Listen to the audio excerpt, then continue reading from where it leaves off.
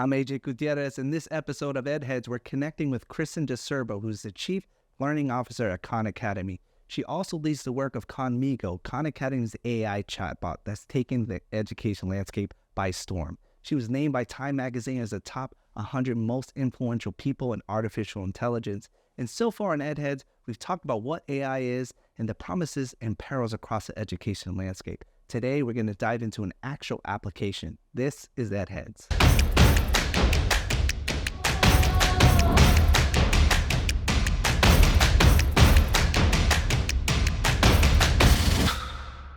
Chris, I'm so excited for our conversation today. Along the journey today with EdHeads, we've talked big picture about what AI is, the implications of these emerging technologies in the education landscape, the promises and perils of it.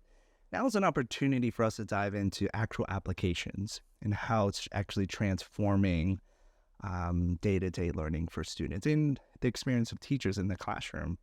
And the work that you're doing with Khan Academy, with Khanmigo, with AI chatbots and tutoring is definitely at the forefront in the evolution of this type of technology. So I'm excited to dive into an actual application. But before we do that, I would love to learn more about you as a person in your role of as the Chief Learning Officer at Khan Academy. Tell us a little bit more about yourself and what inspired you to pursue your current career and your role in education. First, thanks for having me. I'm looking forward to the conversation. I think I can trace most of my interest in education and how people learn back to a pretty important experience I had in high school, actually. As someone who was pretty successful in school, I knew how to play the game. I knew how to be good in school. And so as part of being in the National Honor Society in high school, I got to tutor middle school students. And it was the first kind of experience I had with really working with students who were struggling to learn something. And it was really apparent to me, these kids are trying, but they need good tools and good teaching. And I pretty quickly realized that me as the high school student maybe was a little underprepared to help these students, but I started really thinking about how do people actually learn? What does that mean? And I didn't know at the time what was going to end up. I couldn't have said I was going to be the Chief Learning Officer of Khan Academy because this was like 1990 and there was no such thing as the internet really yet. But I had that idea of how do people learn and what does that look like? The interesting thing is now being at Khan Academy, there's so many people, including Sal himself, that had high school tutoring experiences that became part of their journey that started their interests in education and learning and things. So I'm a big fan of thinking about how we can get more people involved in those kinds of experiences. And I'm not just saying that because you founded Saga. No, it's true. It's actually funny you mention that because one of the motivations for starting Saga, I had an amazing experience with tutors, and it wasn't just for accelerating learning. I mean, my tutors got to know me. They communicated with my mom and my family. They knew my name. They knew my birthday, and Yeah. those are the types of things that are really amazing. And so it's so fun that you found that delight and working with students, especially as a high school student, which is so much fun, and it sparked your interest in how students learn. And that's your area of expertise. And I'd love to talk a little bit more about that. But before we do, tell us a little bit more about Khan Academy. I think a lot of people are familiar with Khan and maybe the videos, but tell us a little bit more about the mission and what you're up to. Yeah. So at Khan Academy, our mission is to provide a free world-class education to anyone, anywhere, which I think is a pretty good mission. It kind of attracted me to get to Khan Academy. But I don't like to assume that everyone knows. So Khan Academy is online, free instruction and practice in a lot of domains. We're best known for math, but also we have science and humanities, life skills like financial literacy, lots of domains and areas. You mentioned the videos. We certainly are known for Sal's videos, but when we talk about learning, one of the key things for learning is not passively watching a video, but actively practicing. And so we do have both videos, but then practice where students can work towards getting to mastery on skills, foundational skills and skills that build on each other. And so that's another important part of the experience. And there's a couple of different ways that students access it. One is historically independent learners. A student who's just looking for some help on their math homework can come. So we call those independent learners. And then we also have a districts program because we realized that the students who need us most are not out there actively looking for help. They're giving up or not trying or working through. And we realized we needed to be in classrooms where we could be thinking about being part of the whole learning experience. So our districts program allows us to work with a district, provide professional learning for teachers, provide just some tools to help when you're a teacher in a classroom. If you have to sign each student up individually to an online, that's a big pain. So we have automatic rostering, Right. just some of those things that ease the way for classrooms as part of this. So folks are often familiar with the independent learners, but we also have the district program as well. Yeah, so I love the opportunity to connect directly with consumers and with families and being really intentional about how you're collaborating with schools and districts that can meet them where they are, which is really, really exciting. And the next frontier for you all is this idea of an AI chatbot tutor. What was the motivation and the why behind that? In August of 2022, OpenAI approached Sal and said, we'd like to show you this new thing that we're developing. And Sal brought me in and said, well, we'll see a demo.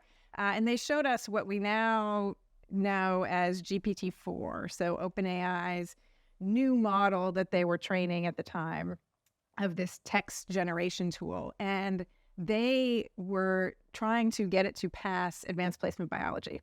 And we have a whole bunch of advanced placement biology questions. And so they were testing it on a lot of our questions. And they started showing us how it was answering these AP biology questions. And it was pretty impressive. But we said, actually, we don't need a tool to answer questions. We want a tool that's going to help students get to the answers themselves. But that idea of when you're tutoring, when you're a student working on independent practice that we know is really important for learning, but what happens when you get stuck? If you're at home, if you don't have someone who's able to help you, you're kind of just there and frustrated and don't know what to do. Even in a classroom, if the teacher's working with a small group and the rest of the room's practice, how do you get help?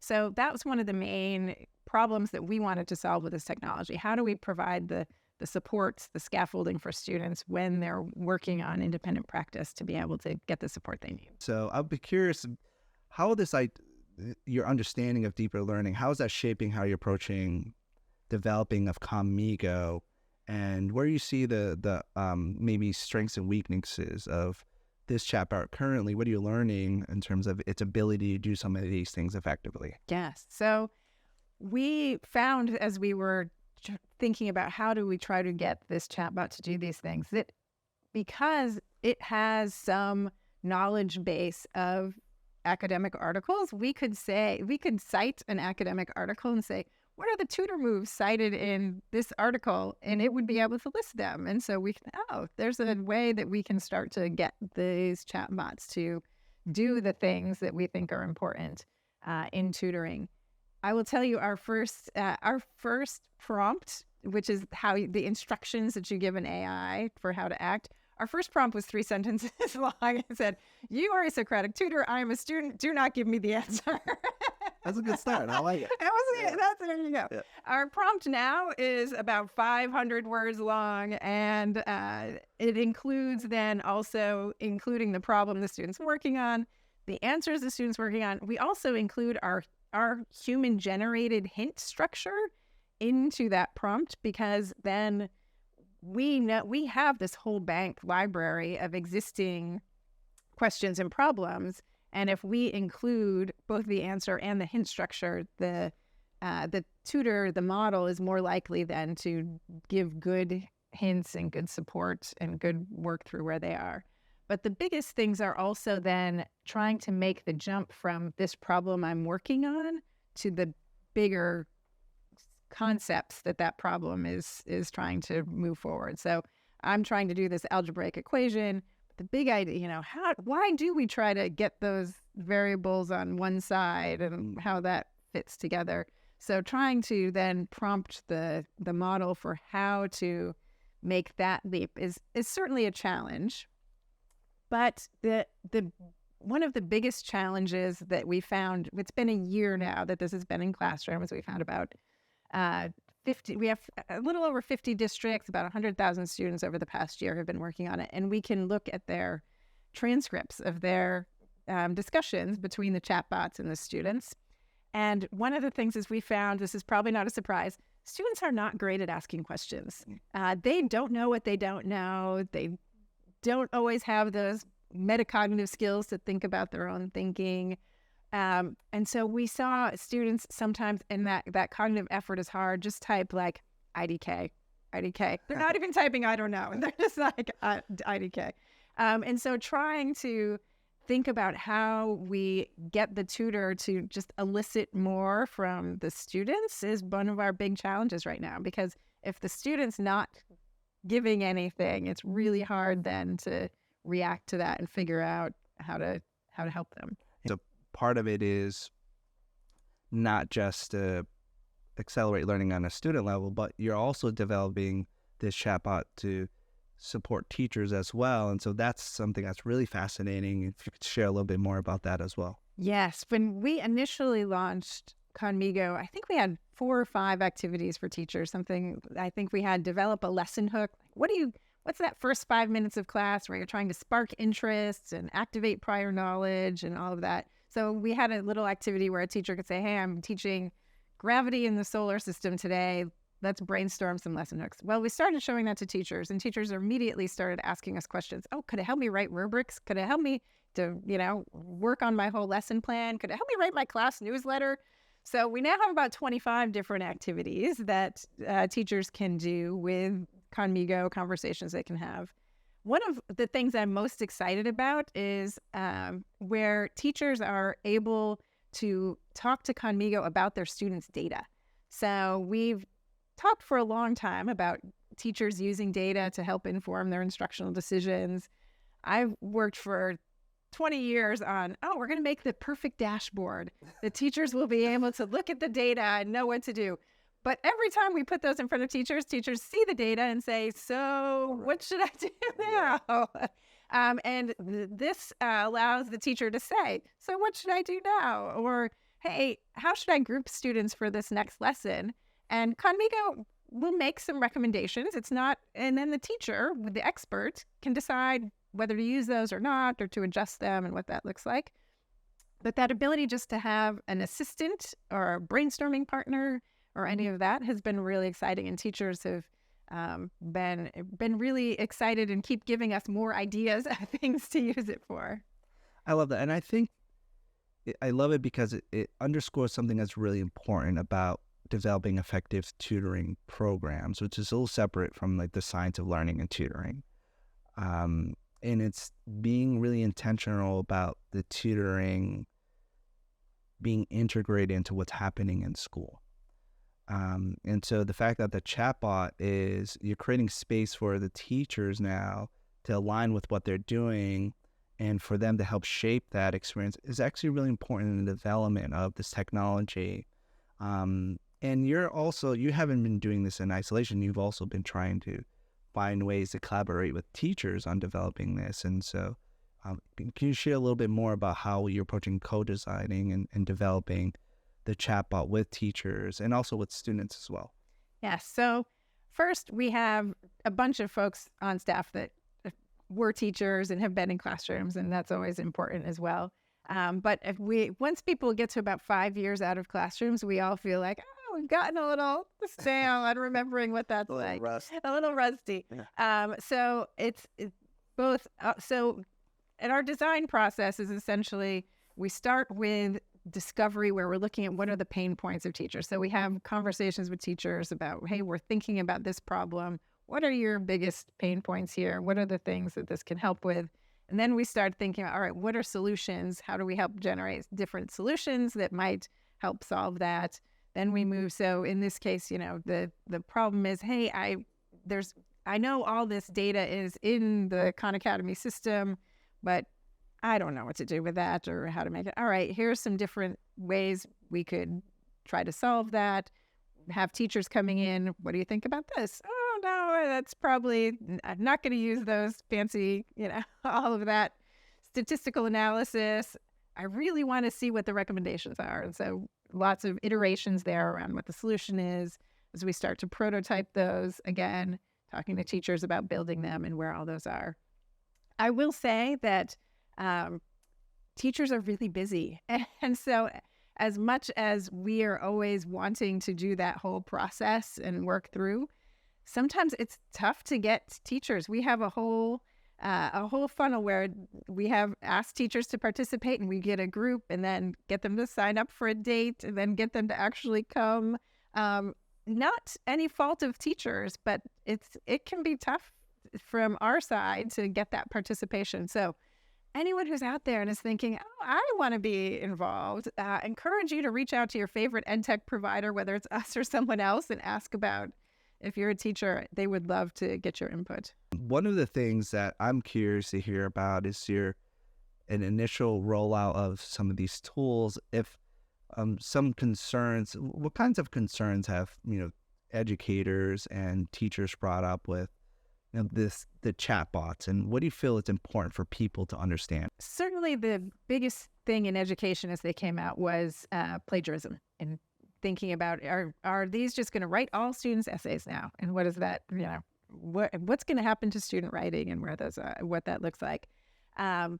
In response to that, we have launched an essay coach that if students are working in the Khan Academy system, it walks students from, here's your assignment. Do you have questions about the assignment itself? What's the prompt? To outlining, to drafting, to getting feedback on that. But the key thing is, all of students' interactions with Khanmigo are recorded in a chat history. And so students can go back to their chat history and refresh, oh, what was that thing I was working on?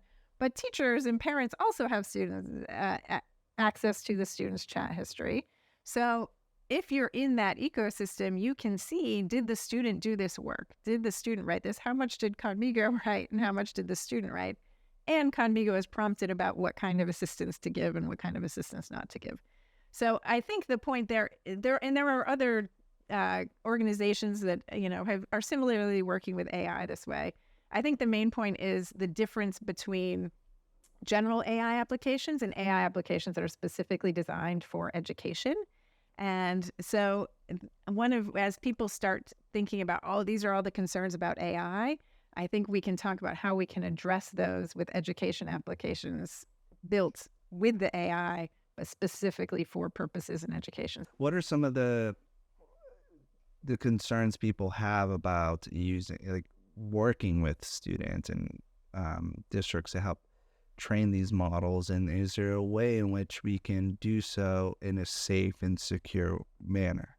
Yes. So there's a couple of things. One is to really think deeply about what anonymizing data looks like. And so if we can remove any way for, say there's a chat conversation, is if we can remove anything in that conversation that can be traced back to a particular student.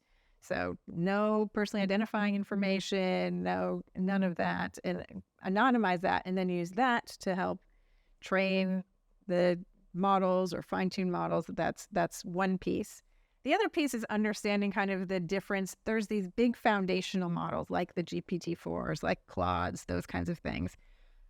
There's data that's used to train those, but then we could also think about having data that's just used by an organization. So for us, just to fine-tune a model specifically for Khan Academy. We are not doing that now, but that's in the future. We can think about, okay, as a student or as a district that's thinking about their students' data, it's not just an all or nothing proposition. It's, do we want to have our data being used to train those big models that are available to everyone? Do we want it to be used to train an education-specific model that just is focused on tutoring? Do we not want our data to be used at all?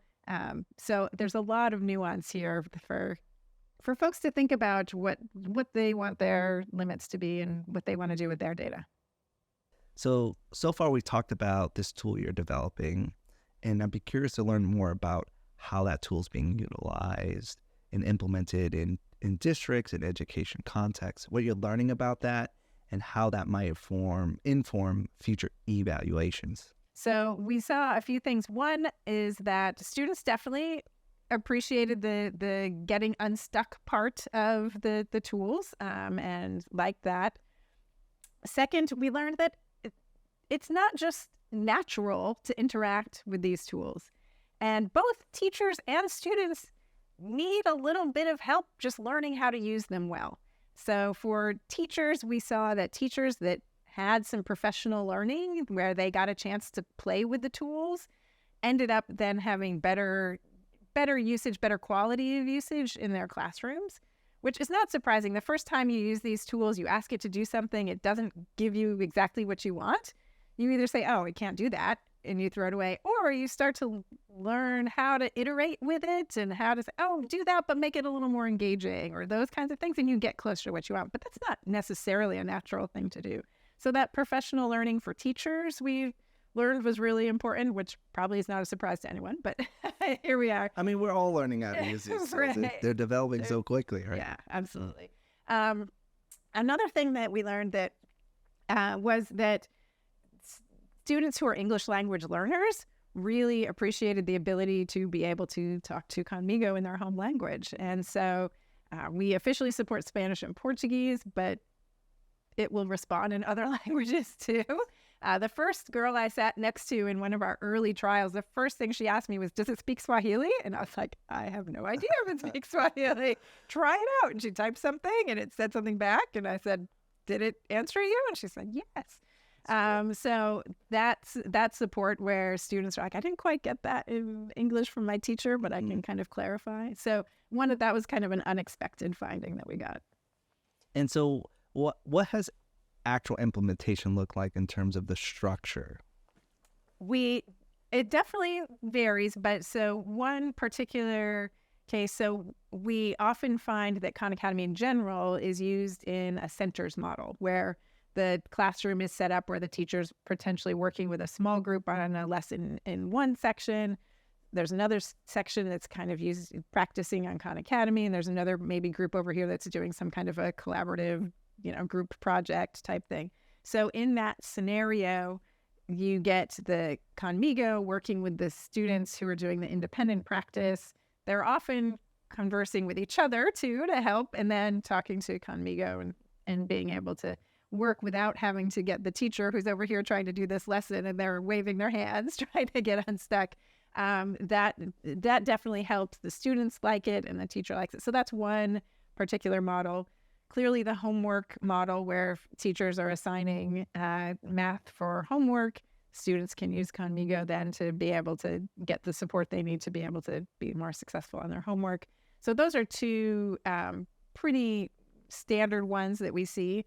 We've also, there's a school in Indiana that uses this more for ELA and humanities kinds of things. So we have where the teacher has assigned them to talk to a character in their book, and they're able to make that come alive a little bit more and have those kinds of conversations that are just bringing a little more engagement into the classroom. So far you're seeing lots of different ways of this being implemented.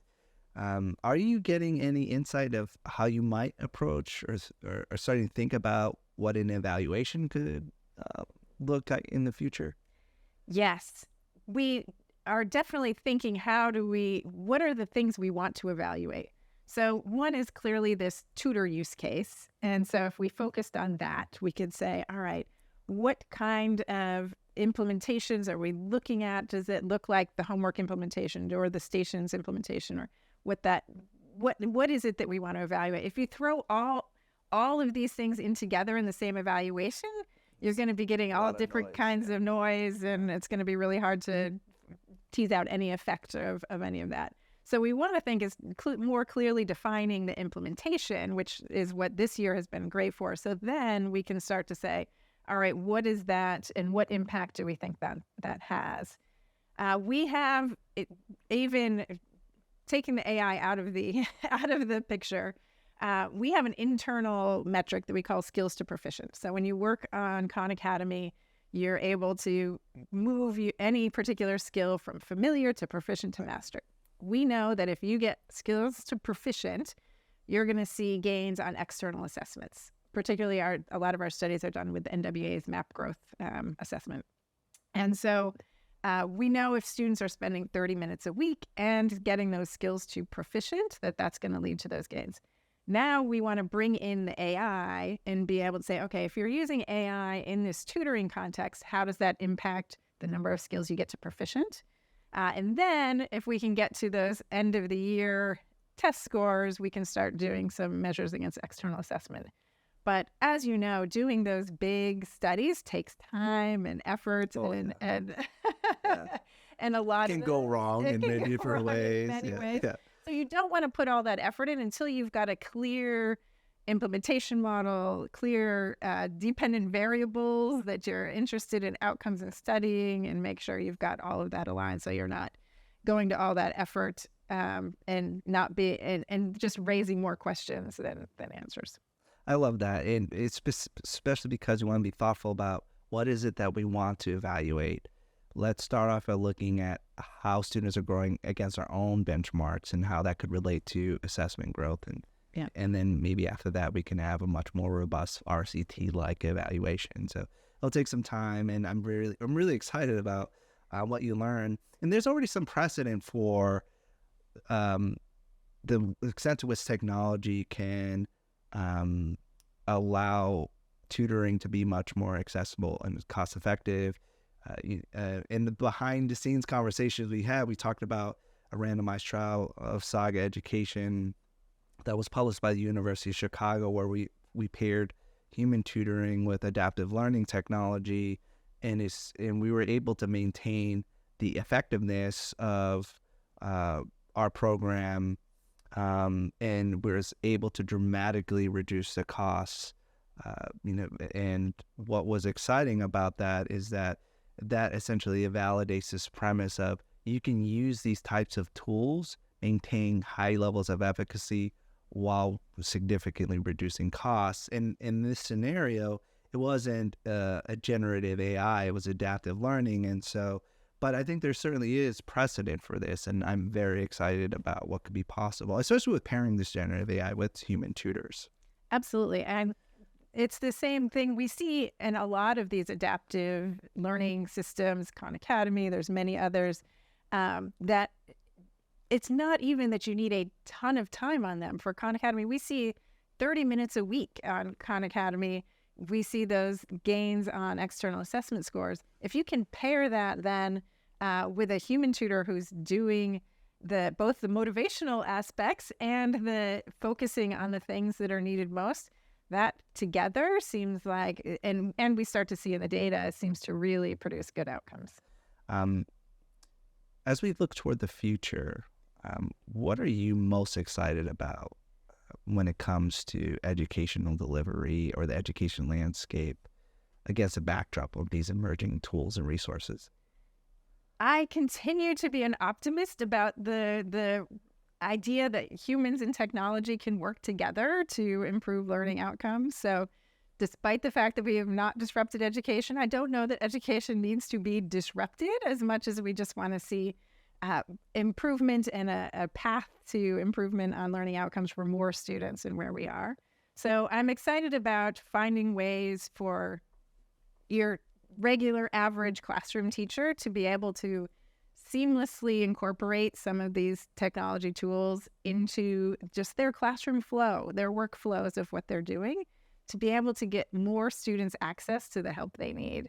I think that's really the promise of the AI and where we're going. And so part of what I think our job is to make that seamlessness possible so that it's not such a big jump to have to use some of the tools that we have. I'm really excited at creating that future alongside you. Thank you so much for taking the time to join us, and look forward to what you learn in the future. Thanks for having me.